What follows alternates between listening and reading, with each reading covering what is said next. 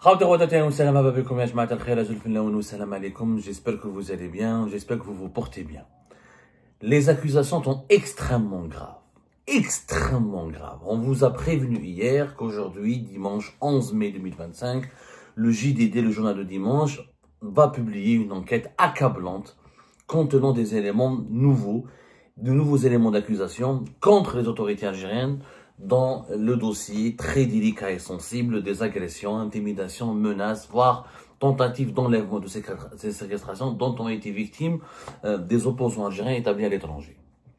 Le JDD, dans l'affaire d'Amir DZ, alors il a publié aujourd'hui deux enquêtes, une enquête sur 2 pages, signée par Mohamed Sifaoui, le journaliste franco-algérien. Cette enquête de 2 pages révèle, elle met en relation, elle met en lien 3 affaires d'agression. Mon agression, moi d'Abdou Samar, rédacteur en chef responsable d'Algérie Part, le 15 août 2023. Le kidnapping, il a de l'enlèvement, la séquestration de MLDZ, 29 avril 2024. Et l'affaire de Hicham Aboud, son kidnapping non élucidé pour le moment, qui a eu lieu le octobre 2024, 17 octobre 2024. Selon l'enquête du JDD signée par Mohamed Sifaoui, les 3 affaires sont liées, ils ont le même commanditaire. Maintenant, c'est sur l'affaire MLDZ, il y a eu un focus particulier dans la part de cette enquête, parce que c'est l'affaire qui est en cours d'instruction judiciaire au niveau du parquet national antiterroriste depuis la mi-avril 2025. Comme vous savez, il y a 3 personnes qui sont en détention préventive et provisoire depuis le 11 avril 2025. Il y a un agent du consulat d'Algérie à Créteil, qui est un membre des services secrets algériens de la direction de la documentation de la sécurité extérieure, qui est un adjudant militaire de rang, adjudant, appelé l'adjudant R, et 2 de ses proches, avec lesquels même des parents à lui, ils sont issus de son entourage familial. Ce sont des franco-algériens qui vivent en France et qui ont été aussi emprisonnés parce qu'ils ont été accusés d'avoir entretenu des contacts et des liens très proches avec les ravisseurs d'MLDZ, et ils auraient même participé à la planification de son enlèvement et de sa séquestration. Quels sont les éléments qui appuient les accusations portées ou formulées contre les autorités algériennes ou contre les services secrets algériens? Le JDD cite au moins 3 nouveaux éléments. Jusque-là, qu'est-ce qu'on connaissait de dossier? Jusque-là, on connaissait dans le dossier ce qui était, d'ailleurs même les autorités algériennes dans leur communication officielle au lendemain du placement en détention entre le 12 et le 14 avril 2024, les autorités algériennes ont réagi à 2 reprises par le biais du ministère des Affaires étrangères, où ils accusent officiellement les autorités françaises d'avoir bafoué le droit international, d'avoir bafoué les conventions diplomatiques qui régissent les rapports consulaires entre les États, en procédant arbitrairement à l'arrestation de l'agent du consulat de Créteil, du consulat d'Algérie à Créteil, arguant que le dossier judiciaire ayant été, les motivations judiciaires ayant été présentées pour justifier son arrestation, elles sont farfelues, puisque selon les autorités algériennes, dans le dossier judiciaire qui a permis d'inculper, comment on appelle ça, qui a permis d'inculper ou de placer en détention préventive l'agent du consulat d'Algérie à Créteil, il n'y avait aucun élément tangible à l'exception de sa localisation géographique, de son bornage tout près du lieu de domicile d'MLDZ.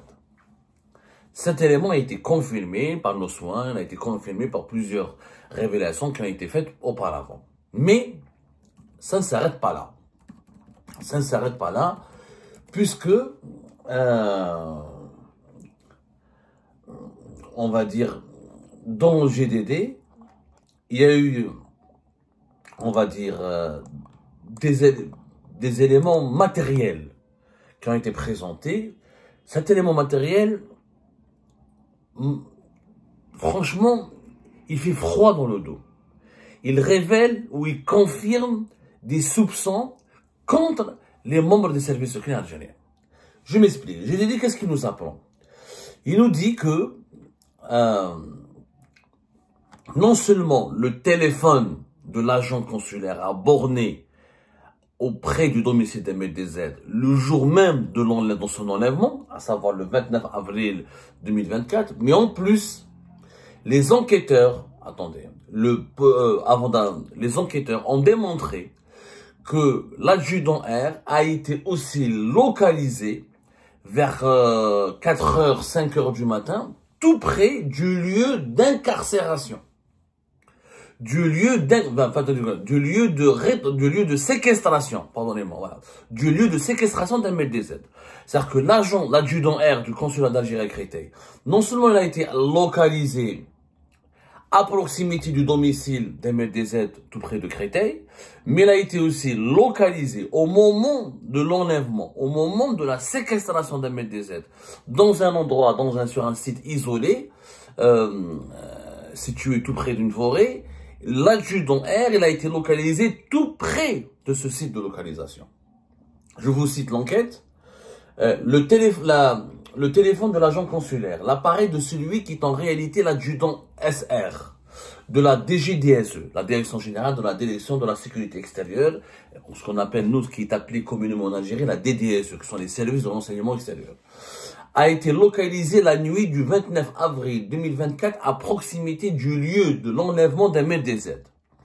Le lendemain à l'aube, vers 4h, 5h du matin, il bornait à proximité de la planque, c'est-à-dire du site, de l'endroit où MLDZ a été séquestré, où le youtubeur est séquestré.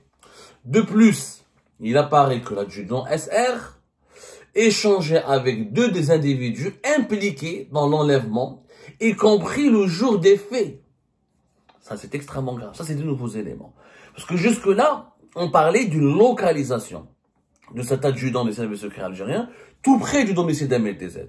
Cette fois-ci, il y a une localisation tout près de son lieu de séquestration, de la planque où il a été séquestré durant plus de 27 heures dans la nuit du 29 jusqu'au 30 avril 2024.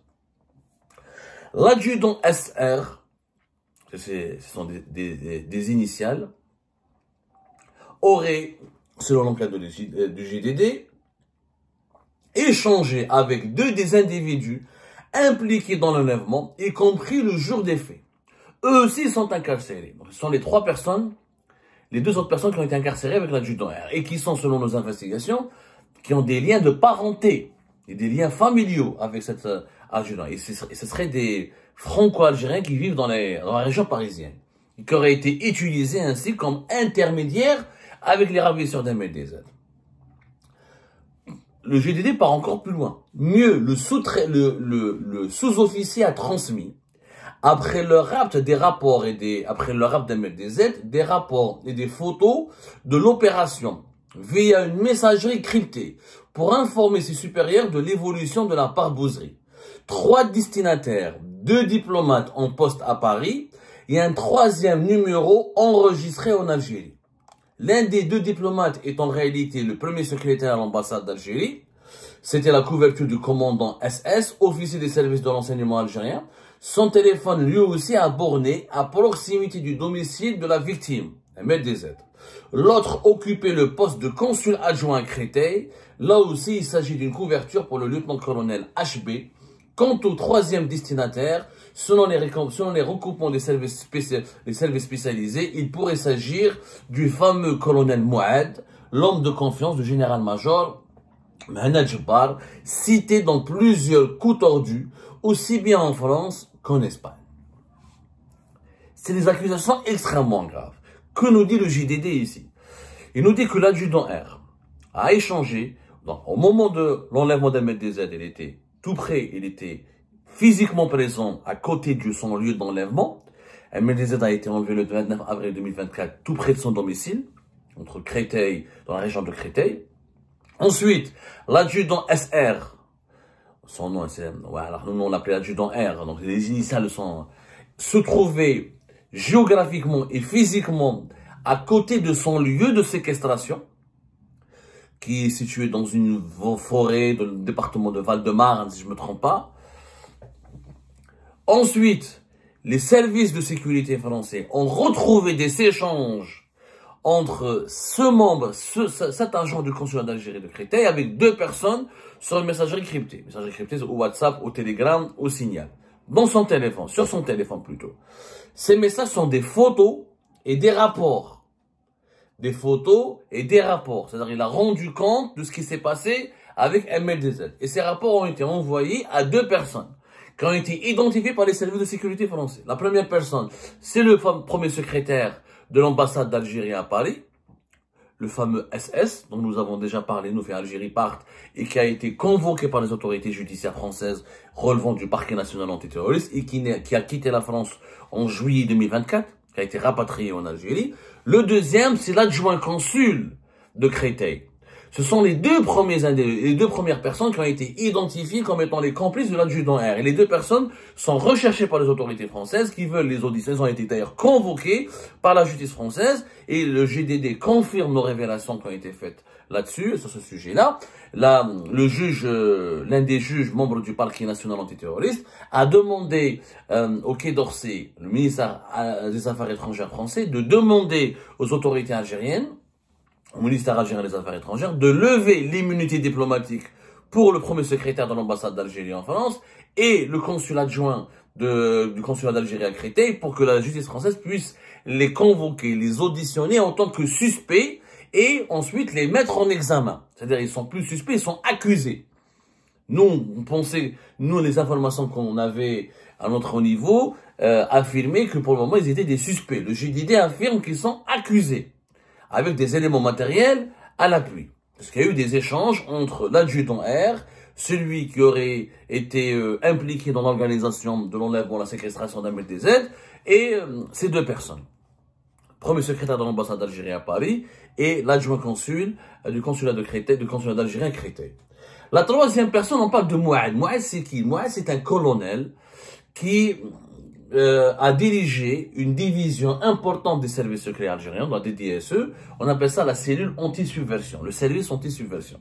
Le colonel Mouad, c'est un ancien de la sécurité militaire. C'est un ancien d'un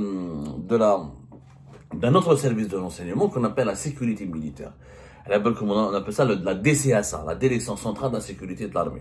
Et c'est un ancien des divisions, des unités d'élite de la lutte contre le terrorisme. Avec Mohamed Jebbar, quand Mohamed Jebbar il a pris le pouvoir à la tête de la DDSE en 2022, il a ramené le colonel Mouad pour faire de lui l'un de ses collaborateurs les plus puissants et les plus loyaux et les plus influents de la DDSE. Et Mouad a été, selon nos informations, l'un des officiers les plus influents de la DDSE jusqu'à août 2023. Pardonnez-moi, jusqu'à août 2024. À partir de septembre 2024, il a été mis à la retraite. La nouvelle équipe qui est arrivée avec le général Sadak, le général Fethi Moussaoui, ne l'a pas gardé dans l'organigramme de la DDSE. Donc il était, on va dire, de 2022, de septembre 2022 jusqu'à de septembre 2022 jusqu'à août 2024. Et pendant ces deux années, il était, on peut dire, le numéro 2 de la DDSE. Le GDD parle de lui. Il a même révélé son véritable nom, ce qui est impressionnant parce que son véritable nom n'était pas connu. Il a donné son véritable identité et il a donné son identité, son pseudonyme, qui est le colonel Mouad. Et il est présenté par les sources sécuritaires citées par le GDD, des sources sécuritaires françaises, c'est-à-dire certainement des sources au sein de la DGSI française, la Direction générale de la sécurité intérieure, le contre-espionnage français. Il a été identifié comme le coordinateur des opérations clandestines menées par les services secrets algériens à l'étranger. Donc, le GDD affirme que les services de sécurité français ont des preuves consistant en des échanges entre l'adjudant R, le lieutenant-colonel B, qui est adjoint consul de l'Algérie à Créteil, le consulat d'Algérie à Créteil, le commandant SS, qui est le premier secrétaire de l'ambassade d'Algérie à Paris, avec le colonel Mouad, qui était lui en Algérie. C'est des accusations extrêmement graves. Ces échanges porteraient sur des rapports et des photos de l'affaire MLDZ. Le colonel HB, il est cité comme suspect et accusé. Le commandant SS, cité comme suspect et accusé. Il n'y a rien pour le moment selon nos sources, et d'ailleurs le GDD ne l'affirme pas, rien au moment, la justice française n'a rien fait, n'a rien entrepris pour le moment contre le colonel Mouad. Le GDD part encore plus loin. Il va faire un autre élément. Parce que le GDD, dans son enquête, parle des éléments qui incriminent Alger. C'est-à-dire des éléments qui incriminent les services secrets algériens. Et toutes les personnes qui sont citées jusque-là sont effectivement membres des services secrets algériens. Les enquêteurs français ont trouvé un tracker, je cite le GDD, les enquêteurs français ont trouvé un tracker dans la voiture d'un MDZ. La voiture brûlée par les ravisseurs, c'est-à-dire les ravisseurs qui l'ont enlevé en fin avril 2024, bien que la voiture fût calcinée, les services techniques ont pu remonter, grâce à une analyse complexe des métadonnées, jusqu'à une adresse IP qui compte par hasard, les a conduits aux 50 rue de Lisbonne, dans le 8e arrondissement parisien, qui n'est autre que l'adresse de l'ambassade d'Algérie. Ce tracker avait été activé 4 semaines avant le rapt. Les officiers algériens pouvaient suivre ses allées et venues. Les deux qui pouvaient accéder à ces informations à partir de l'ambassade sont le fameux premier secrétaire SS et son supérieur direct qui n'est autre que l'actuel patron de la DDSE, le général Sadr Fethi Moussaoui. Ça, c'est des accusations encore très graves. Il y aurait eu, selon les sources sécuritaires évoquées par le GDD, un tracker.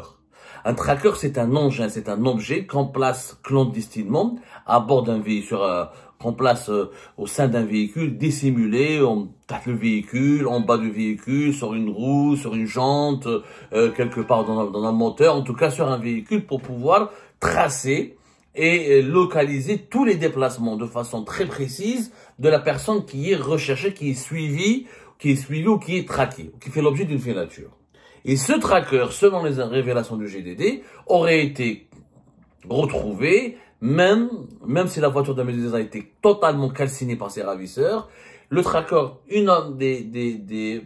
on va dire, une analyse technique, une analyse très technique des services de sécurité français, de la police scientifique, tout ce qu'on dit l'équivalent de la police scientifique en Algérie, a permis donc d'identifier qu'il a été utilisé par des personnes au sein de l'ambassade d'Algérie à Paris. Mais on est en plein film d'espionnage là. Là, on est en plein film d'espionnage. Ça veut dire là, c'est l'ambassade d'Algérie qui est impliquée. Le GDD nous dit qu'elle est impliquée officiellement dans l'enlèvement de MDZ. Ça, c'est des accusations extrêmement graves, fracassantes et effrayantes. Effrayantes. On ne peut pas rester indifférent face à ces révélations. On ne peut pas rester indifférent face à ces accusations. Mais le GDD ne s'arrête pas encore là. Il rajoute un autre élément. D'après les éléments collectés par les enquêteurs des services de sécurité français, une somme de 50 000 € aurait été mobilisée pour rémunérer les exécutants de l'enlèvement. Ce sont des versements effectués en espèces par l'adjudant SR et qui figurent dans des échanges de messages. Les services français pensent que ce sont des fonds dédiés aux opérations clandestines qui ne pouvaient provenir que de la caisse noire, qui est gérée lui aussi par le général Sadr, qui était le responsable du bureau de sécurité de l'ambassade d'Algérie à Paris, qui est devenu le patron des services secrets algériens, le patron de renseignement extérieur algérien, dans la direction générale de la documentation de la sécurité extérieure, à partir de début septembre 2024. 50 000 € ont été débloqués. Les accusations sont graves. Quatrième élément qui prouve, selon le GDD, que l'affaire MDZ implique des responsables des services secrets algériens et des officiels de l'État algérien au plus haut niveau, la fuite précipitée des protagonistes. En effet, quelques semaines après l'échec de cette opération, le premier secrétaire de l'ambassade d'Algérie, le commandant SS, quitte Paris sur la pointe des pieds. L'enquête a fini par révéler qu'il a filé à l'anglaise en juillet 2024. De son côté, le lieutenant-colonel HBA fut également début décembre 2024. Il s'exfiltre par l'Italie. Après être parti en Algérie, l'adjudant SR a quant à lui été cueilli le 8 avril 2025. Dès son retour en France, aujourd'hui, tout semble l'accabler.